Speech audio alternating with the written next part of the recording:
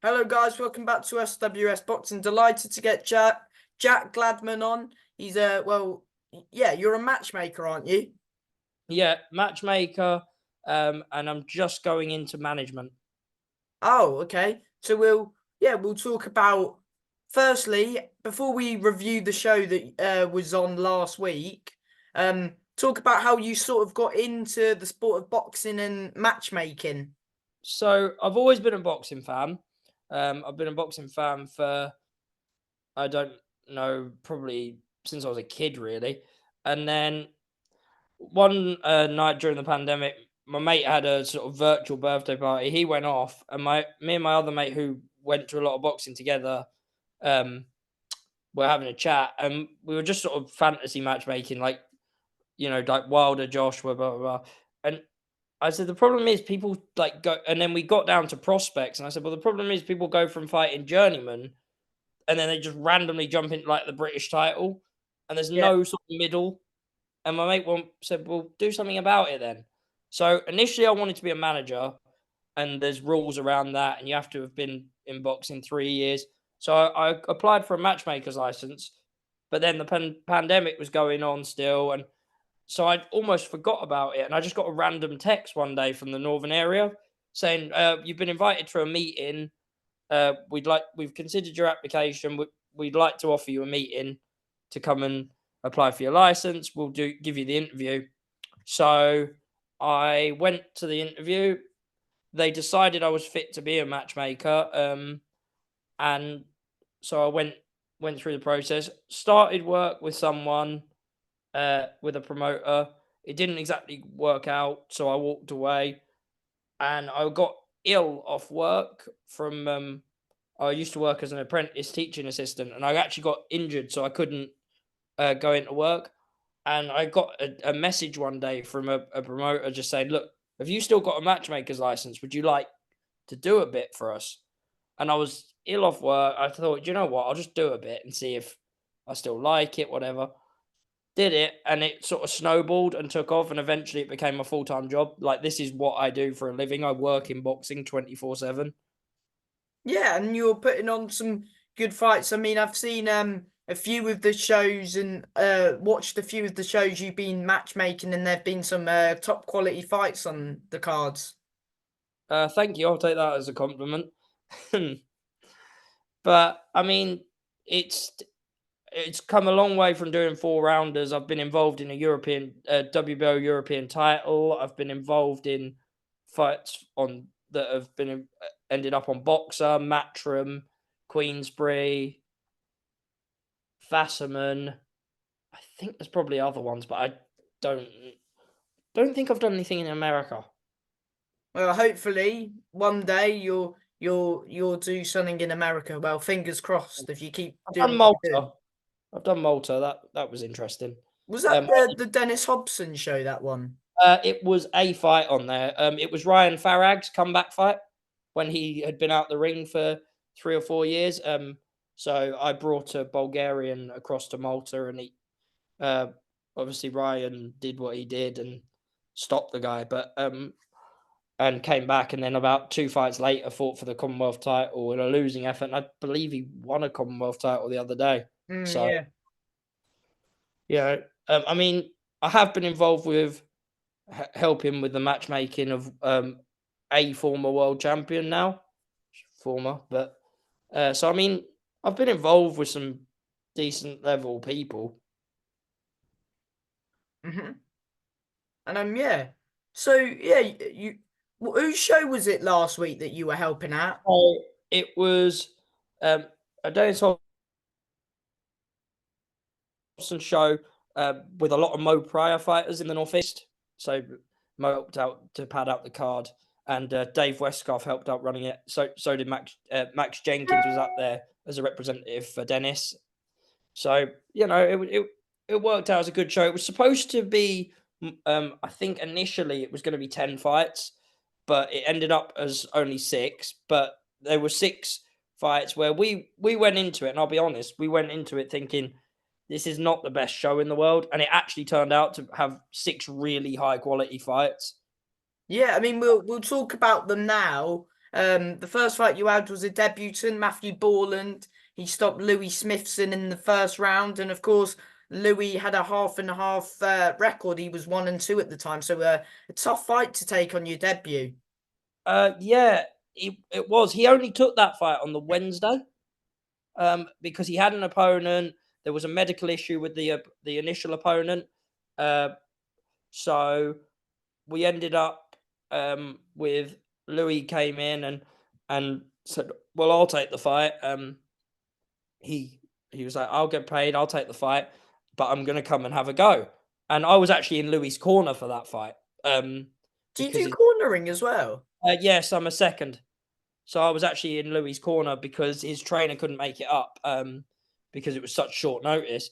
So I actually went in Louis' corner for that fight, and it just didn't go that way on the night. I think Louis is going to come back down in weight now because I think when he announced his fight the other day, I think it's at super bantam. Yeah, Uh, yeah. Was that that fight fight at Feather? What? Was that I said was that fight against Matthew at Feather? Super feather. Ah, so he went up quite a bit, didn't he? Then. Well, yeah, it would have been at feather. Borland's actually a super bantam, but he would do feather on the day. It would have been at feather, but because we took it so late, Louis took it so late, it wouldn't have been fair to Louis to make him cut down to feather because he was walking around at like 9. He was walking around about 9.6, and he won. So he said, "Look, if you can get to 9.4, we'll just do the fight." And so, but I think Louis himself admitted that it's too big for him. He needs to be down at a super bantam or bantam. Yeah. What did you make of Matthew's performance overall then? Oh, the one thing, and I said this to his manager, the one thing I would say with Matthew is the sound of his punches are it it remind it reminds me of like Inoue, the sound of his punches when they land. And I didn't think he was that big of a puncher going in. I mean, I was given sparring footage of him, obviously being debut, and I've given a little bit the very limited amateur footage they had, and he didn't look like he had that big of a punch. But when he got Louis there, it was almost like he stepped off and landed individual shots, and the individual shots were what put Louis down. I mean, that says something. Uh, and he's going to be back out on our show, on a show that I'm making on the 24th of August in the Walker Dome in Newcastle. So anyone in the northeast area who hasn't had a chance to watch this guy, come and watch and tell me what you think, because I think he could do something. He's one to watch out for. I mean, the timing of his shots. I mean, I think it was a body shot that ended the fight, was it? No, so the body shot put him down, had him going down, and then he landed a sickening uppercut on the way when he was on the way down. And honestly, Brutal, wasn't it? I mean, I don't know if you've seen. I don't know if anyone's put footage up on social media. I've seen a little bit of footage because I So think you put it up. as Ron Kearney steps in to stop it, I threw the towel in at the same time because we all knew, and I had Matty Teague with me in the corner and Tom Ramsden's coach, and I just looked at him and said, "Look, I've seen enough of this. Like, it might have only been in the first round, but I've seen enough of this. We need to get Louis out of here and live to fight another day," sort of thing. Yeah, and he again, Louis one who won't shy away He's from a game. fight. He's game, isn't he? Because he's Yeah. got a difficult fight in September against I believe the Queensbury prospect Yeah, from he's a Top Tier Show. Queensbury prospect, because I rang his manager up about that and said, "Are you sure?" Louis doesn't shy away from a fight, He was does like, he? Louis wanted to take it. I think that he said Louis wanted to take it, so he thinks he can do something with it. So I was like, all right, Yeah. whatever. But yeah, good performance from Matthew that was. Yeah, and then we had I'll probably say his surname wrong, but Josh Belenkron. Blenkiron, yeah. Sorry. It beat Jake Osgood, 60-54. Yeah, so Josh, for Josh, I like Jake. I get on really well with Jake. Really top guy, top journeyman. Tough as I they come. sorry. I said Jake's as tough as they come. Oh yeah, I mean, um, I matched him very early on in his career against Nathan Comiskey, and Nathan took him out. And honestly, since then, think, I don't believe anyone I've put him against since has stopped him. Since Nathan, I mean, I think he has been stopped once more since Nathan, but it wasn't anything to do with me. So, um, Blank Iron, again, I ended up in the corner for this. Of whose corner this time? Jake's. Jake's. I tend to end up in the away one because I don't actually train anyone, so it's like Yeah. I sometimes I'll just fill in for people, and because you're the matchmaker and everyone knows you, sometimes they prefer using you to the house second. And his trainer was like, "Look, I don't have a second. Any chance?" I literally came in the first round, and his trainer grabbed me and said, "Look, any chance? Because I haven't got a second here and nobody's come over." I was like, "Yeah, I'll do it." Then go on. So I actually went in Jake's corner. Jake's tough and durable, and he was the perfect person to get a 6 rounder out of Josh because it's his first 6 rounder. He'll be back out on that 24th of August card, and he's already matched with Owen Durnan. Oh yeah, Um, he's from Sheffield, isn't he? He's like what, 3-3, something like that. I think he's 2-4. Oh yeah, 2-4, three but and he's three. been on the Wasserman shows recently. Yeah, he's managed by Kaz Hussein, a respected former journeyman. Uh, so yeah, it was a fight that we nearly did for this show, and then we decided to go with Jake, and then this one that'll be over 6 as well. So Josh is a real prospect for the future. I around from 9, around either lightweight or super lightweight, he could be a real prospect for the future. I mean, I've enjoyed watching him. Weird little stat with Josh. He's boxed. I think he's 4-0 now, and I think in 3 of those fights, I've ended up in the opposite corner as the second. Hmm. He's we've had a bit of a joke about it, and he said, like, "Do you not like me or something? Because you seem to always end up in the other." I was like, "Yeah, it's whoever boxes you doesn't bring a second for some strange reason." But Hmm. um, and knowing my luck, I'll probably end up in Owen's corner as well. But but yeah, I was impressed with Josh. He did what he needed to do. I don't think you can really get Jake out of there unless you're really good or Jake's just having a really off night. Yeah. And will Josh's fight VO and be another 6 round fight? Yeah, it'll be another 6. He'll be staying at 6s and above now, I think. Good stuff. You had an upset win in the third contest of the evening. Mohamed Waco beat Miles Casey Mel's 38. Casey, yeah. Casey 39-38.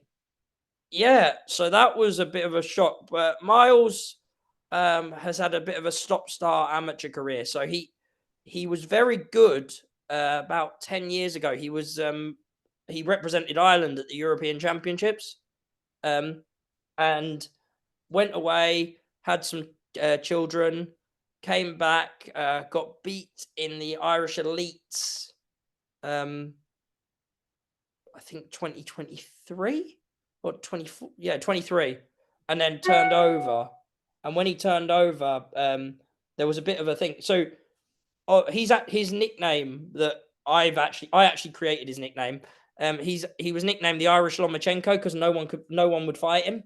Mm. Mo decided to step up and fight him, and then it probably turned into fight of the night. And it turned into fight of the night, and Mo ended up getting the edge on it. Did you agree with the decision? I did. I did. There was an argument for a draw. I personally thought Mo nicked it. That's just my opinion. There will obviously I'd imagine Casey's team thought that he did enough or to get a draw, but I personally thought that that Mo nicked it, and yeah, I thought it was the right decision. Would you run that back, or are you guys? Would you try and rebuild Miles and maybe take a few more fights, then go for the rematch, or just I see? know Miles wants to fight him again, but it's whether or not it works. I mean, it's whether or not both sides can come to some sort. We can come to some sort of agreement. Uh, will it be next? I would say probably 70% no, because I think there may be something that's already in the works there. But 70%, I would say it's probably not going to be next. But if it, um, but will it happen again in time? Probably. Hmm. Tom Somerville moves to 8-0 with his 60-50 his 60-54 win over the experienced Fons Alexander. Right, yeah. So with this one, it was more about the weight. So Tom's been boxing up at 11 stone. He wants to come down to welterweight to fight for the area title in the near future, or a Commonwealth silver. So we had to bring him down closer to the weight just to make sure that sanctioning that would be possible in the near future. So he came down. Fons was at the weight that the exact weight we wanted. So we just said, right, we'll do that fight then because we know Fons isn't going anywhere. Like you can hit him with everything in the kitchen sink, and you're still not gonna go. He's still not gonna go anywhere. So, personal opinion, that was basically an experience at the weight. See how Tom made the weight. Obviously, he didn't make championship weight because it's on the day, but it it is what it is. He performed well, got a shutout win, and probably in the next 1 to 2 fights, I imagine his management will be trying to step him up. Hopefully, it's on a show that I'm involved in, and we can make the area title or a Commonwealth silver.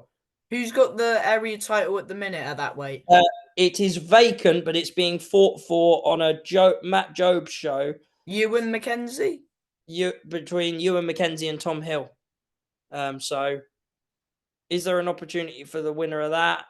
I don't know. I'm not working with Jobs, but I think they're both managed by Phil Jeffries. So can we work something? Can we go to the northern area and ask them to order that?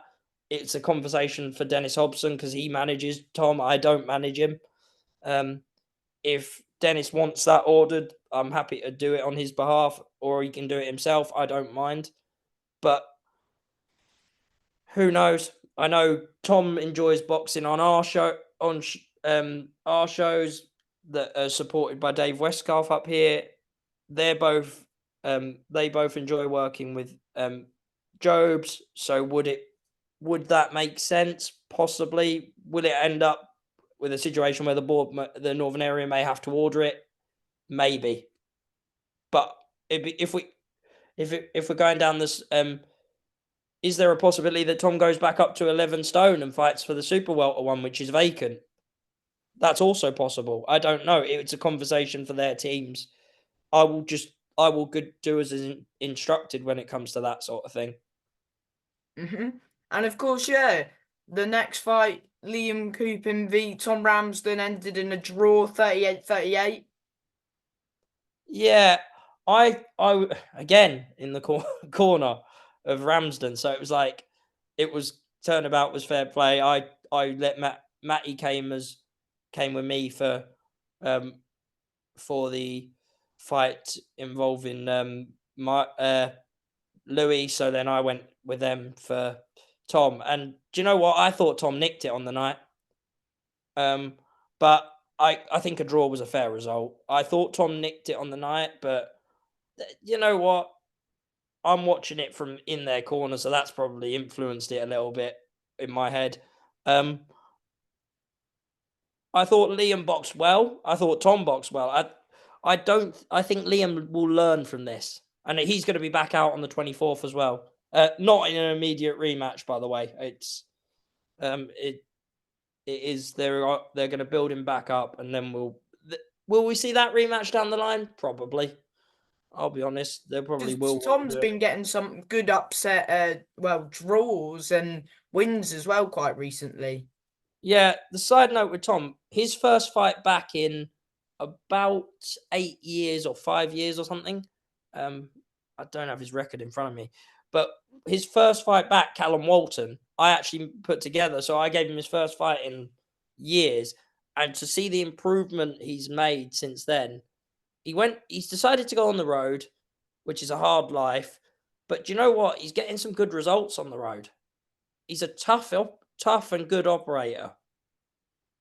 Yeah, and if you're not on the A game, he'll come. He always comes for a fight, doesn't he, Tom? Yeah, he knows he knows when he's out of his depth a little bit, and he'll box to safety. But when he thinks he's got a chance of winning, he'll go for it. Yeah, exactly that. Um, is Liam matched for the 24th or not yet? Uh, there is a fight that's in the works, but he's not matched. I'm waiting for confirmation. Actually, I messaged the guy before I came on this, to just get to see if we can get confirmation. Mm-hmm. Yeah, and then it was your main event of the evening. Alex Farrell got a third round TKO win over Miroslav Serban. Serban, yeah. I'll help you out with that one because I had to ask him how to pronounce it. Hmm. So Serban's been in with some really good operators, and for Alex to do that to him was impressive. I I was I was impressed with that. Alex he won't be back out in August, but he'll be back out September October time, probably in an 8 rounder, and then it'll be on to titles for him. Yeah, because he's looking dangerous, and I believe he's hard. He's got quite a few KOs, hasn't he? Half I think. Yeah, half I would Six, say, yeah. something like that. What's his record now? What, 7 or 9? 10, 10. 10 or 11. Hang on, because box rec's on my phone anyway, so I'll just I'll look 100% to give you the accurate one because I think it's 10, but I'm not sure. If I think it might be I know it's 10 or 11. 11. 11 11. and 0 with 5 KOs. Mm. So I mean, and he's currently on, and I know you can't read anything in the box rec rankings, but currently he's number 10 on box rec in Britain. So Yeah, so he's making moves, isn't he? he's Doing making well. moves, and I think the fight down the line for him, having spoken to his management, was definitely probably Lee Cutler. Oh, that'd be a good fight. The That English one, the title, English. for the English. I think that's a fight that would would be something worth looking into. Wasn't Boston made to fight Cutler though? Yeah, that's what I mean. It would Alex want to fight Boston? I don't know. Yeah, that's a question I'd have to put to their team.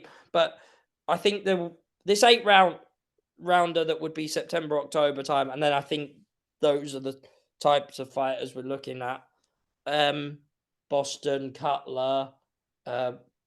Anyone fancy a Joe Law's fight in the Northeast, and we do it for the area title? Mate, I'm throwing this out. I haven't spoken to them about this. Yeah, I know. I've had preliminary conversations with management, but not anything. I've never spoken to Joe's team. I don't even know if they'd take that. Who's Joe managed with? Lee Eaton. Eaton.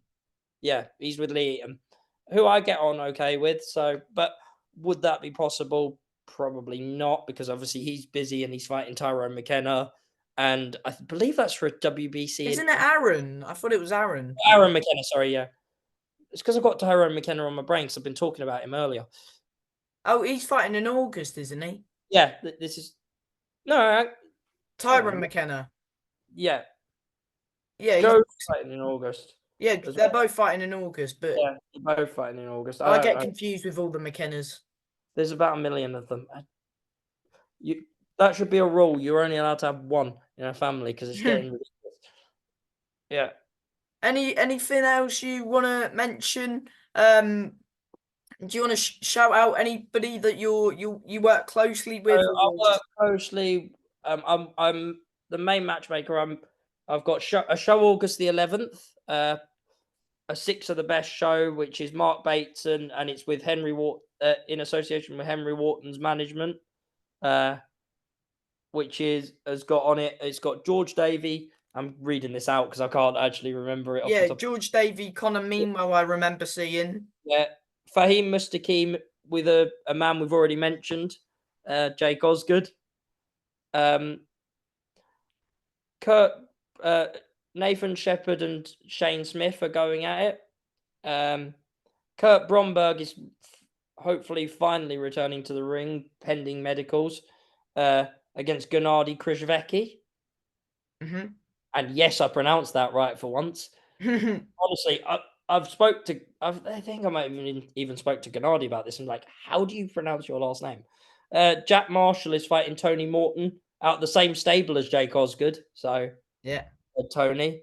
And then Leon Musson is his opponents to be announced.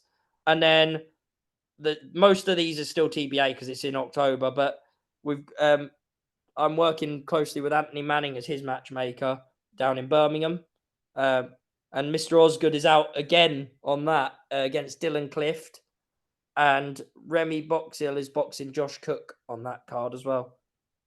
Yeah, so you've got a few coming up, haven't you? And yeah, so would you recommend like getting tickets through the fighters as it's Yeah, I would. On a small show, always try and go through the fighters. It's different when you're going, like, when I've done stuff with Matchroom, it doesn't really matter. Like, it's good for you to go through the fighters because you don't pay a booking fee, but unless they've got like booking links, some of them do. But on the small shows, try and go through the fighters because it helps them to pay for their opponents. And because I don't do this for free, so they end up paying. I don't know if really the fighters pay me. It's more the promoter. But I don't know how the promoter gets the money for me, so they might charge it to the fighter, depending on the individual. But like, so I would always go through the fighters on a small hall show. On a big show, by all means, go through the ticket operators. Do whatever you want. Like, it doesn't really matter. I mean, I've bought through a fighter before for a show. I bought through Ebony Bridges when she boxed in Leeds, and yeah, you don't pay a booking fee, but that's it. Like, that's the only thing. But when it's a small show like this, try and go through the fighters because it helps them. I mean, or if you go through certainly with the Northeast ones, and I'll be honest, if you go through me or Dave, we normally say we'll put that money onto a fight as ticket sales. So if you hit me up for a show in the Northeast, like the Richie Garner one, I'll probably put it through on one of the fighters that's struggling to sell tickets. Yeah. And say, look, here, add this to yours. Like I did it down south when I was working with Mark Pryor quite a lot. I would put stuff through on certain fighters' ticket sales. I'm not going to say who, just because Yeah. makes it out obvious who struggles to sell. But because fighters don't have it easy if they're not on TV, it's really hard work to get like money to fight, and they don't really make any money. Some fighters do. If you sell 10 grand's worth of tickets, you're going to make money. But I mean, and then obviously I will be up in front of the northern area on Thursday, and if all things go to plan, by the end of the year I'll be a manager. So Fingers crossed. any prospects looking to turn over pretty much anywhere in the country, because I work anywhere. I would struggle a bit if you live in Northern Ireland, although I can get you out. But anywhere else, if you want to sign with me, make contact with me, you can say my Instagram. Can I say my Instagram on it? Yeah. Jack Gladman _ boxing. If you come and message me, we can have a conversation. But obviously, I want to look at you before I say yes to me signing anybody when I get my license, because I'm not just signing everyone who asks. Like, there's there's slots for you to be a home fighter or an away fighter. If you want to be an away fighter, you'll be one of the busiest in the country because I work with everyone. And yes, you might box on TV. If you're a home fighter, the minimum ambition for me, for anyone I manage, is you have to be capable of winning an area title, or I've got some fighters that I already manage in Europe. And the equivalent. So sometimes with them, they have to win a national title because their national titles in France and things are not as prestigious as a British title is. So Yeah. they don't have the area title system. So it's kind of no one ever defends a French title, really. Yeah. But yeah, from me, Jack, thank you for your time. And yeah, keep doing what you're doing. You're doing a good job, mate. And yeah, thank you. No problem, mate. Cheers. See ya. Bye, mate. Bye.